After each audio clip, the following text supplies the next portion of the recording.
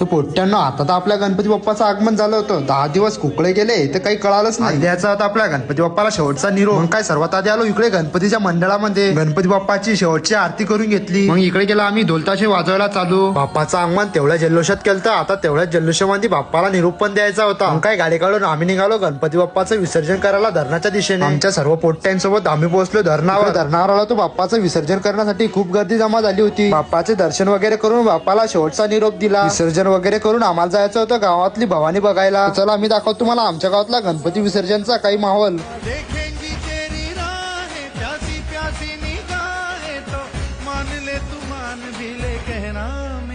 लौट के तुझको आना है, सुन ले कहता दीवाना है, जब तेरा दर्शन पाएंगे चैन तब हमको पाना है।